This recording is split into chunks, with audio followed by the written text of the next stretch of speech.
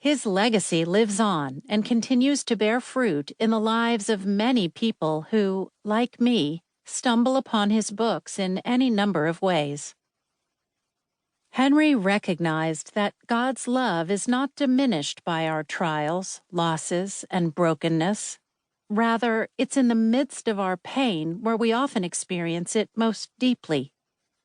In your role as a caregiver, whether in a professional capacity or one who was thrust into the role by circumstance, I pray that you will find comfort, encouragement, and courage within this book. And may you continue to find the depth of God's love in your life as Henri found in his.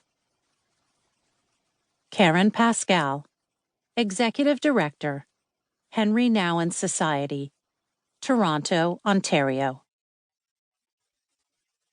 Forward. I first met Henri Nouwen when I was a student at Yale Divinity School and he was on the faculty. He was coming into his popularity as a spiritual writer at the time, and as a result, he had groupies on campus who hung on every word he said and seemed to follow him everywhere he went. It wasn't long before I joined those who were drawn into wanting to be closer to him. He was a magician with words, and in 5 minutes he made you think he had used a straw and could directly access the marrow of God. In the fall of 1978, I was with him in the hallway outside the mailroom. I told him I needed help to better find a sense of peace in my life that would let me listen to God speaking to me and my sense of calling around the issues of faith and health for the poor. He said, "Over the Christmas break, you should go spend a week in silence at Taizé." "That sounds great. I'll do it." I then asked him, "Where is Taizé?" He looked at me the way I would if someone said, "Where is Yankee Stadium?" "In southern France," he replied. Of course it is, I thought. And so I began to make plans to go. God was waiting for me there.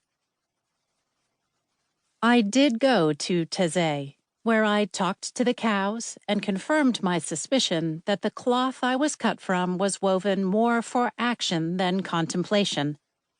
During my week of silence, nothing of long-standing, profound significance happened.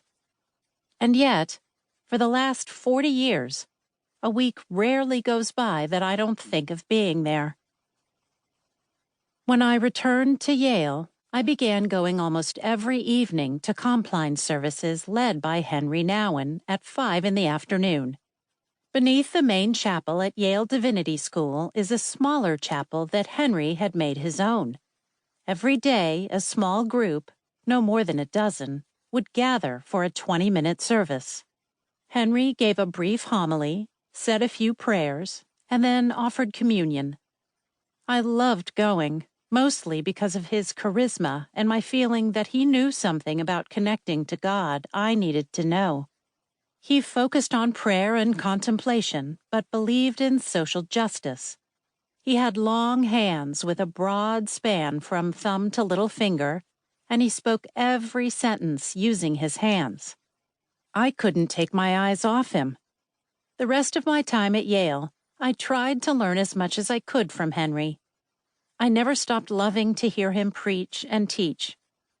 Years later, when I was in my medical training and had the opportunity to hear him speak in the city where I then lived, I wasn't sure he would remember me. But he reached out with those huge hands and pulled me close to him. We talked about my going to medical school and my plans for the future. He made me proud of what I was doing. Now, more than 2 decades after his death, I have felt his embrace once again when the Henri Nouwen Society and Legacy Trust became interested in the work of Church Health, the organization I founded in 1987 and which still cares for the medical needs of people in low-wage jobs. In addition, Church Health publishes resources around themes of faith and health. It's been our privilege to partner with the Henri Nouwen Society and Legacy Trust, first on Hope.